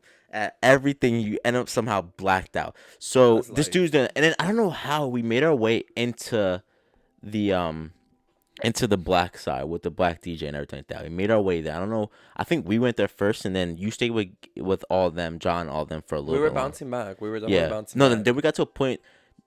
That's who did you dirty. Now I know who. John, or one of them in your circle did you dirty, and by the time you made it to the next room, you were blasted already. You were gone. And me and Brandon were like, what the hell just happened? Yeah. Because it was me. This is before we even got really that close. It was just me and Brandon. That's crazy. I was really blacking out with you guys, and with not even knowing if you guys. Because first of all, no. Go ahead. Continue. No. Okay. So we were in that room, and he walks in. I'm like, what the hell happened? It's been 5 minutes. But everyone was feeding you shots because you, of course, know everyone at Rowan. So everyone's like, Edward, it's your birthday shot. Yeah. Shot. So Edward, I don't know how many shots you already had already in you. So then you get into the room. This is where life goes down. Miss life. So I don't know why my dumb self thought, let me wear Chelsea boots to the bar. And they're suede. So I'm wearing Chelsea boots and we're sitting there dancing. We really thought we was going to a poppy club. Oh my God. Right? What's the club up there in north that we always have? What event do we always host? What's it called? No, not Maravillas. Marbella. No, bro. No, that's the name of the club. But the event that we always have is Tracateo Thursday. Tracateo Thursday. We thought it was pre-Tracateo Thursdays, right? Pre-Tracateo Thursdays. So then Edward comes in as blasted. And for some reason, he just puts his cup on the ground and proceeds to like stomp on it, like Big Stepper style. Just stomp it, right? And I got on Chelsea boots that are tan. And I'm like, oh my God. I remember this because I remember you complaining about the Chelsea boots. Oh my gosh, bro. And he just like, it's a full cup, like a full drink. And you're like, fuck it. Big step of mood. And just like Oh my water goes God. everywhere. I'm just like, Edward, why? I don't know how I didn't get my ass beat at that club that night. Well, You no, should've no, got I'm not beat problematic. I'm not Yes, problematic. you are. I'm a happy drunk. No, you're problematic. I'm a happy You don't drunk. remember the rest, and let me keep going. Go ahead. So then I'm like, Edward, what is wrong with you? Someone hands you another. It was John. John was getting you done up. So John hands Maybe you it was another. just ice. I'm pretty sure I would not step on a No. full cup. Maybe empty. I would have drank it. Let's say it wasn't full. It was a third. It was shit in it because I had burgundy all over my stuff. So it was, and then John hands you another cup, and you're like, again, probably a Nicki song came on, and if you know in that room, there's a bar there, but they don't serve anything. Do they serve anything? They do, and I know. And They you do serve? Yes, because I remember this portion of the night. Okay, go ahead. Because before, all right, so now I smashed the cup, and I think the reason I smashed the cup was because the music came on, and I don't know why, because I'm not a stan, but I know it was like Mariah Carey. Because I remember that I jumped on top of the bar, 100%. and I sat on the bar, and I was dancing and shit. And I remember actively being up there. I'm like, how fuck, like, you know when you're like, it's like Plankton's moving the robot body. Really? Like, that's how I felt. Like, I was in my head like moving my body. Like, you're fucking drunk Really? as fuck right now, and you're dead That's as funny. like dancing to Mariah Carey on the bar. And I remember some shit happened that I got off, jumped off. And the thing is, they'll let you do that, but then they won't Then let let me men on the stage. Oh my god. That's crazy. Now I always had a problem when I went there, Yeah. but it was them. This one was you, but no one did anything to you. So then that led to you. Before you jumped up there, you gave me your cup, and you gave me your cup, and I'm holding it. And mind you, I don't drink, so I'm like I'll take a sip of someone's stuff. I don't drink to get drunk or anything like that. I've never been drunk. So you come back, and you're like, "Yo, this motherfucker over there took my drink." And I'm like, Edward, I got your drink, bro. It's right here. He's like, nah, fuck that. I'm going over to this dude. He took my drink. I'm like, yo, Ed, I got your drink, bro. And you proceed to walk in, and I grab, me and Brandon both grab me.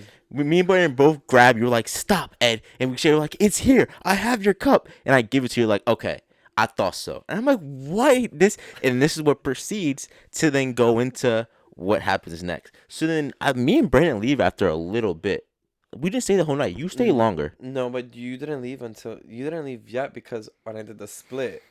Oh my god. So I do a split in the middle of the dance floor. Is that what did you rip your pants? My pants ripped Oh my down God, to the leg, down the whole right leg. And I remember I was You walking. stayed longer. Walking around the club with my damn underwears out. So because Edward's gonna battle somebody, and he always battles somebody that isn't prepared for what Edward has in his back pocket. So Edward will always pull a split, and I mean a Megan Thee Stallion split. Like he's jumping out of the air and splitting, and his whole pants just rips up, and we're like, oh, the whole club's just like, oh shit, and he just continues to proceed with the night like nothing happened. And I think that's what, because I'm not a long stay in a club person. So like I was like, I'm out of here, I'm gone. That was my biggest bro mess up that I should have stayed on top of you and be like, cause I think, did Brandon stay? No one stood that night because you guys, I think, ended up leaving. But I think it was because maybe Brandon was, I think, drunk. And Brandon wasn't drunk. Well, maybe you guys were just done with my shit. We weren't done. It wasn't. I think we were just like, all right, we're out of here. Like, whatever the case was, you guys left, and then you guys. I remember you guys told like Corfor, you guys like make sure he gets home safe. That's where we messed up. And then you guys got him. So how long did you stay? Do you even know how long you stayed after? I couldn't even tell you, but I know that I was I went back to that middle room. Okay. And I'm pretty sure I stood until closing time played on. Like, closing time. So what time is closing? I think it was 2. So I think we left right before closing because we got there. We stayed there for a little bit. So it probably was like 1:30 we left. Yeah, well, we left, and I remember I don't know what the fuck happened, but by the time I left from like the lobby, I did say to John and them, I said, "Yo, make sure he gets home safe." That's where I messed up. From the lobby to outside, I don't know what happened, but I was gone. By yourself? I was gone by myself. I was in front of. Oh my god, this is like bad to say. I was at motherfucking 7-Eleven arguing with students. Yeah. Like, okay. So you get to this. This is what we find out later. And were the ones who stopped me from like almost getting into a fight. Like I was. So some random people stopped you from getting into a fight. And I was just like when they stopped me, then that's when I processed. I'm like, what the hell? You know what I mean? Like, Like kind of like. What made you? You definitely were because you're one Well, of those I people that think eat the nastiest shit from 7-Eleven too. You eat them the freaking the taquitos. taquitos of No, I think 7-Eleven. for me, I was tight because I think everyone left me, and then Yeah, I was tight because I'm like, damn, like in my head, I wanted to party till like 5 a.m. yeah, yeah. So I know I had to get back to townhouses because everyone was still drinking, and they kept texting me to go, go, go, like come back, like it's lit. So then I went to So where? 7-Eleven to the mommy cave. Oh my god. So I Did you ever make it? I think I no I didn't make it. Yeah, no, I didn't make it because this is what happened. I ended up almost freaking fighting, Yeah. and Fighting all of Fiji. then they took me to like the people they took me to my room, Yeah. and I just went to sleep, and I woke up the next day like with my pants Ripped ripped, open. and I was like, "Are you fucking kidding me?" Like, There's no. I was so upset, and like that's a lesson that I learned from that night is no matter what, make sure we're good. No matter what, make sure one of us. When I mean that is like one of us well, are I think watching. that's why you always clown me for this. When like Ed, like where are we going now? Because you always come up with some shit. 100%. Because I know that no matter what, like we're It's not gonna just you. It's all Fred. It's all of our chapter. no, like, but we'll Besides figure it me. out for the most part. No, because I try to plan shit, and people, let's be real. No, I'm saying in undergrad. In undergrad, I was the only one. Oh yeah. Brandon, y'all made him into y'all ways because he wasn't like that either. He was like me. Brandon would just leave because he's like, I'm not getting caught up in this. But after a while, Brandon will get caught up. What I mean caught up is that our chapter, for some reason, they could have one car, and they could be like, okay, how are we getting to East Bumblefuck, New York to go to this club? Okay, we found our way there. That's all we need to know. And not know how they're getting back home, not knowing who is even surviving the night, and somehow they're okay with that. And I'm the only one that's like, where am I going? Who's driving? Where am I staying afterwards? But it's because you're from South Jersey. That's why. When you're from North Jersey, yes, it is. That's some South Jersey shit. When you're from North Jersey, you just figure it the fuck out. You call it Uber. You make it home some way, somehow, at some point. Nah, Some way, somehow, you'll make it the fuck home. That's Yeah. all. Like, I don't know. Through my years of turning the hell up to the point of like, damn, how the hell am I getting up? Yeah. I've always found someone to be like, oh, you're fine. Like, Yeah. we're good. Like, I've been at those points where I'm like, damn, looks like I'm staying outside tonight. Like, this one's looking rough. And I'll still end up, like, doing a turnover. Or, like, if push comes to shove, like, you'll find a way. Yeah. Like, where there's a will, there's a way. Yeah. But in South Jersey, you gone outside after 10:30, there's no luck you're getting an Uber. It's dunzos. Yeah, down here, nah. Shit. But that was a funny night because that next morning is where I was. Planning that. I was really. Now in adulthood, you guys are on where I'm at with it. Now y'all like, okay, I understand exactly where Malik is coming from. Yep. Now we need to plan out who's doing what. Oh, who's bringing the silverware? Who's bringing the drinks? Who's bringing the chips? Let's be real. I was like that more when it came to business stuff. I'm like, hello, like you should have done this by now. Like I was 100%, on it with the business 100%. stuff, but when it came to like Any type of party. like. And I blame Julian for being that second Ed. Oh my God, no! Y'all didn't have a name for yourselves, the Julian and Ed couple, for a while that was going on. No, Y'all needed to have a couple. Oh man, we need to get Julian Yeah, here. how far is he from here? Julian's like 15 minutes from here. Can we FaceTime him? Real You could quick? try. Hold on, because I have to see if he answers. He might be in PR knowing Julian. He's Or always in somewhere. fucking New York.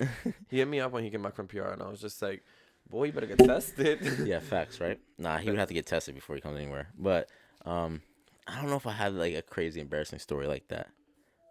Yeah. So Yo, tell him he's on air. you're on air right now with me and Malik. What's good, Brody? What's good? What are you doing?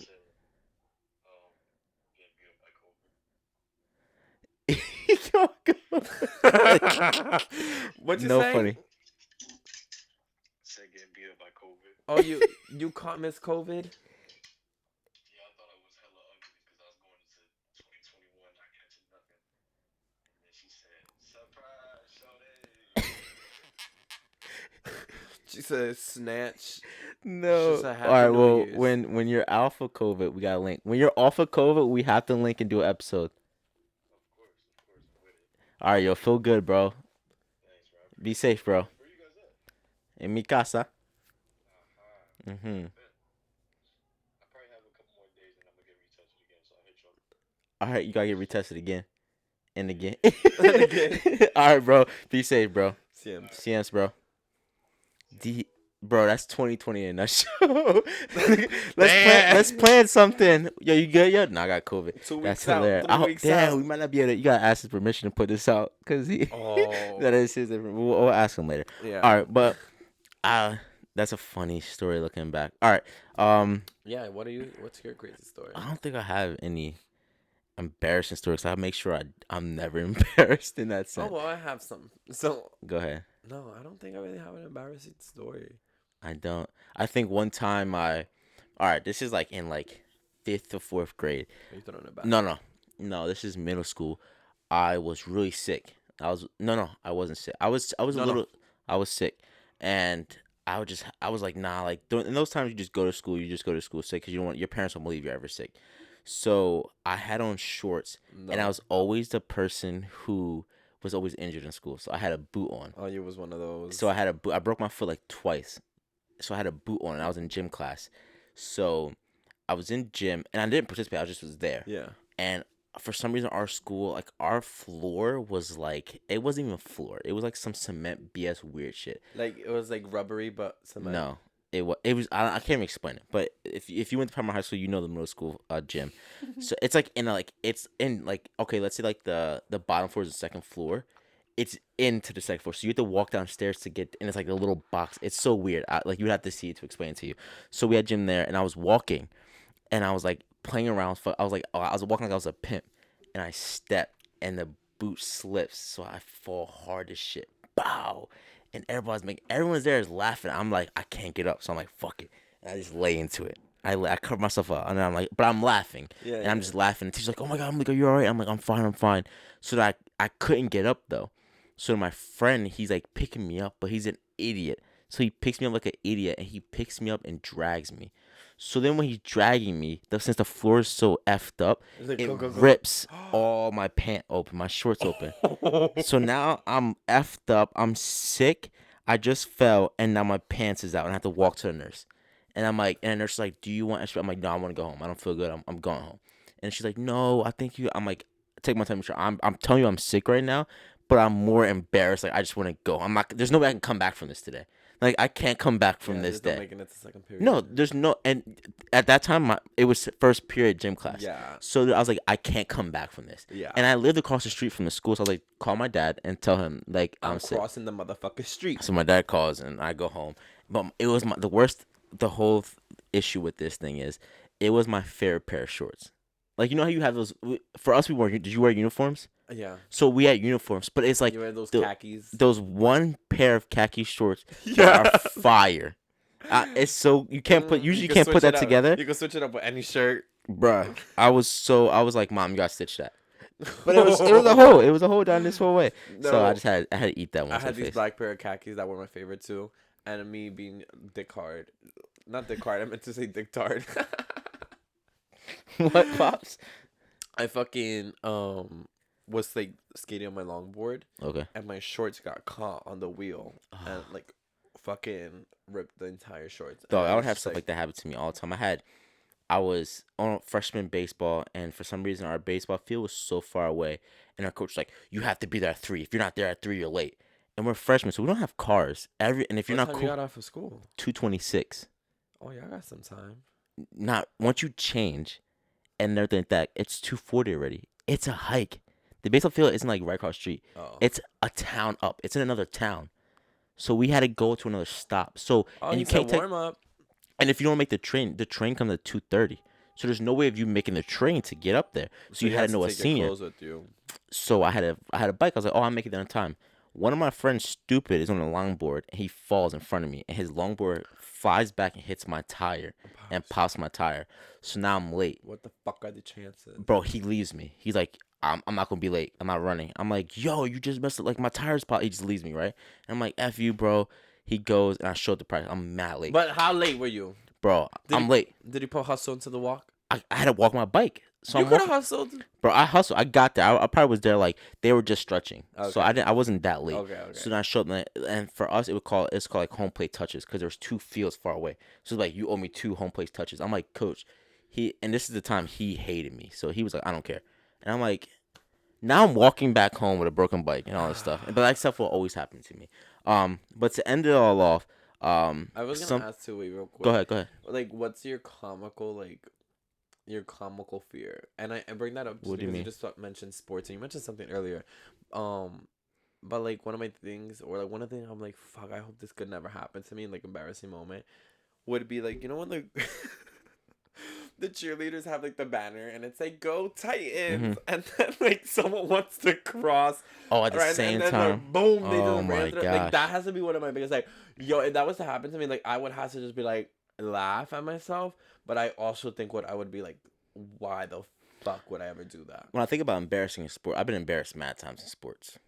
Like I've been embarrassed where like I wrestled and I had like 2 matches one day, and the first match I lasted a long time. Second match I was like, coach, as soon as the whistle blows, I'm shooting. And when you shoot, like you're going for the leg. And I was the like, whistle. Like that's funny. So they blew the whistle. I was like, I'm shooting. He's like, go for it, kid, go for it. Like he was like he doesn't care. He's like, it's JV. I don't give a fuck. So I shoot. This nigga turns me over and pins me like that quick. I get pinned in 1 second, right? So now I'm dealing with, for some reason, the whole fucking high school knows this then on Monday. The whole high school knows this. Like, yo, Malik got pinned in 1 second. So I got kids coming up to me in like middle school, because ours was a middle school and high school in one. Oh, so no. everyone's coming up to me. Malik, I heard you got pinned. I'm like, bro, come. By the end of the day, I had like 5 people. I'm like, come down to the mats. And I had to go against 5 people to show them. I'm like, I could beat you. Like, don't talk like this about me. And then there's... I had to wrestle them. I beat all of them just effing around. I was like, let's wrestle them since you can beat me. Let's go. And I beat all of them. But I was like, was effing around and tried something and like lost. Like I had no problem with that. But that would happen all the time to me. But then speaking about, I feel like we have to speak about this today. If with all this going on in the world, and it's what happened in the storming of the Capitol. What were your thoughts? The terrorist attack? Yeah. I think it's crazy. You can't. I saw this one tweet and I agree with it. It's like you can't get away with this shit in GTA. Like for me, I was just, what the hell was I doing? I think I was waiting for. I was on hold with the DMV. What is this going on? Yeah, that's hilarious. And I had a plane, and I was on hold for 2 damn hours, 2.5 hours. So literally, as soon as it started, I started watching it. I'm like, this can't be real. Like, there's no way they're gonna let them like get away with as much as they're intending to. Yeah. Because they were walking over there with full commitment, and I think for me, just the fact that with the guns and everything, I'm like, bro, like this is crazy. Yeah. When I started seeing the video that they were breaking in through the glass door, like the window, I'm like, where are the cops? Where are things at? Like, what is happening right now? And I think another one too is like kind of like, where are the cops? And I saw this one post and it was like, why are y'all asking where the cops are at? Like, you don't ask Miley where Hannah Montana is when she's on stage. 100%. I saw that one too. I was like, yo, like that's the only thing that could prove to be, because where the hell, like, what is happening right now? Like, this in no way, shape, or form is this a democracy, or you would think that we're like a third world country. Like, not to like sound disrespectful, but it was embarrassing to see. Yeah. And especially for me, I first saw it and I didn't like believe. I was just like, are they just protesting outside? But then when I saw like when we're getting into the Capitol, I had to go and research. I'm like, why are they storming the Capitol? Like, what is in the Capitol? Like, what about the Capitol? And to me, that's where it leads to such a bigger issue of like that is a terrorist act to try and change and take over a government. That's what they were doing. They were trying, because if they got those votes, they're overthrowing the government. You just overthrew the government. Everyone would have to vote all over again. You just overthrew the government, 100%. So for me, that was like the epitome of the America that we live in. And to me, it shows you that like when you go back to the BLM movement, what the Capitol looked like to now. And it's so sickening to see that like this is what the Trump administration has brought to our country, because we would have never thought this is what was going to happen when he got elected. Like, and I'm not talking like, even before he was elected. Like, I'm thinking like 2008 around that, you know, like Obama's freshly in office type of shit, and you're like hope there's so much like new change coming, and then he got again elected, so it's like, okay, boom, like Obama's doing this thing, and out of nowhere you got Trump. From the jump, it was already like this. It was just hate. It was just full so of much hate, And that's where a lot of people are like, no, because you left or you Democrat. And I'm like, no, it's not even about that. It's Yeah. like you could be for like whatever you want. If Yeah. you're arguing you're a Republican because XYZ financial debate, cool, whatever. Like when people are like, oh no, the taxes, all right, cool, I get it. Yeah. But when someone under the title of president is blatantly disrespectful to like religion, people's race, To hate. Yeah. like people's economic status, like so many different ways. It's like Yeah. how like it really these last 2 years felt so long, Yeah, it was long. but it's like think about it, 4 years. That doesn't this 4 years should have not felt this long. I don't think Yeah. so. I It's think insane. I think for a lot of people, and especially myself, and seeing that, it just brings so much like, this is what it has come to. It was like a pressure cooker. Yeah, and it's the realization of like what Trump stands for, what he's done, and then, like, I think there's so many white Americans out there that are just like, yo, we're tired of seeing this. Mm-hmm. But just real quick, I had the chance of speaking to a couple police officers down in Salisbury, and I was like, yo, can I ask you guys a question? Like, I know you guys are officers, and like, they were okay with answering my question. I won't go into full detail what we talked about. It was really intimate conversation just about like police brutality, Blue Lives Matter type of thing, and Mm-hmm. stuff like this, and like how I had to deal with that and what I perceive that to be. And when I see this, it's like I saw them chasing that black officer in the Capitol, Oh my god, yeah. and I was like, do Blue Lives Matter now? Like, that's what brings me to question. And it's like, I want to know what other Trump supporters feel about this, because you voted for Trump, you voted for this. This is what you did, and I hope that they see that by voting for Trump, you can't vote on one policy. And I don't care what you stand for. I mean, we Reap the all vote. benefits. We all vote for a policy. We all vote for the like some. You like one particular part of someone. It is what it is. But you can't vote for someone that isn't into this world and in this world as a present to lead for humanity. And that's what this is about. And it's about humanity as a whole. If you don't love everyone, we all have our biases at some point in us, but you cannot lead in a way that is so divisive Yeah. that it just breaks the country as a whole. Because our look, that this president election showed us our country is split. Like, it's Oh no, down the it's line and split. that wasn't a vote of like you're voting for a party. That was voting for hate. Yeah, 100%. It was, you're voting because you don't like the opposite side, and that's all it was about. Forget the red or blue. Forget Democrat, Republican. It was because you're Yeah. like, no, I want my white life to matter more than anything else, and he's bringing that to me, and that's what's so sad to see.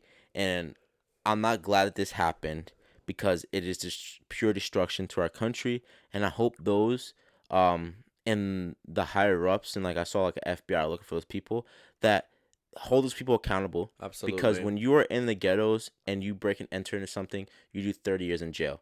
Now you break and enter into a government Capitol building, Hill. and you are a terrorist going to overthrow the government, you deserve to go to jail for a long time and deal with these repercussions, Yeah. because that is just the ultimate disrespect to our Taking government mail. and what it is. And I think if your pitch is make America great again, Mhm. what is this? You know, I Yeah. mean, like my thing, it's like it's contradictory, Mhm. and it's like you can't benefit from what you want when it's convenient for you. You know, Yeah. it's not like, oh, now the cops don't matter because it's Yeah. like the whole yesterday. I just had this conversation with one of my friend's moms, and they were a Trump supporter, and I was just trying to grasp the concept. I'm like, like where are you like hearing this from? Oh no, I don't want. Like I walked in, right? The Mhm. TV is off, right? I'm coming from the car where I'm listening at the news. Mhm. Come inside, turn the TV's off, and I'm like tying my shoe, and she's like, "Oh, I'm listening to something you guys don't even care about. You guys need to like learn, blah blah blah." And I'm like, "Oh, what are you talking about, Capitol Hill?" And she's like, "Yeah." And I'm like, "Oh, what source is that?" She's like, "I'm watching it on this like some link, some random fucking link." Mhm. And I was like, "Why are you not watching it like on CNN?" And she's like, "Oh, that's all fake news, fake." And I'm like, "Fake news? Like, I never ever like I heard the term fake news, but Yeah. I never Yeah. ever thought I would encounter someone using that statement as like a source of validity, like to like Yeah. argue their I mean, side." the networks always have their own political views, and like you find where your political views align with the news network, because everyone knows that. Yeah. Everyone knows what the Foxes are Well, and like that. now. Yeah, I mean, but everyone knew that before that. But the fact that he hates on every news site and he calls things fake news, and like it sucks. Just to close it, it sucks that so many people, like they say, like those that won't conform to wearing masks, or like we don't conform to this, or they don't want to conform to this political. They're not, what is it called? They're not sheep. But then they follow what other Trump supporters do. So it's like at the end of the day, I hope that there's Trump supporters out there that begin to realize the destruction that has happened. Wait, hold on. You just said sheep. So I posted I put a post up, and then someone commented under, Mary had a little lamb. Are they trying to call me a sheep? Maybe, yeah. Sheep usually, like, how they follow each other, so that you could be following. Or they could ask them. I mean, I don't see why not. Ask them what they meant by that. That could mean something else by that. Because do you want to fight? But just to close it, I hope that, our generation, that we can bring some change to this country, and that's what I hope to do, and we continue to bring this new outlook on life, and kind of take it from there. Okay, I read it again. It doesn't mean it like that. Okay, good. Look at you. Already ready to go. But bro, I appreciate you coming. Well, I appreciate Thank you having so me. much.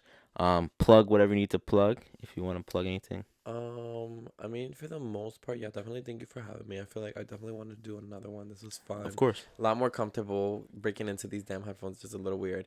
But if you don't already follow me on the gram, Edward_ENT. I will be having new things coming out, so I want to actually start a YouTube channel. Okay. So I'll be putting more of that information up on Instagram.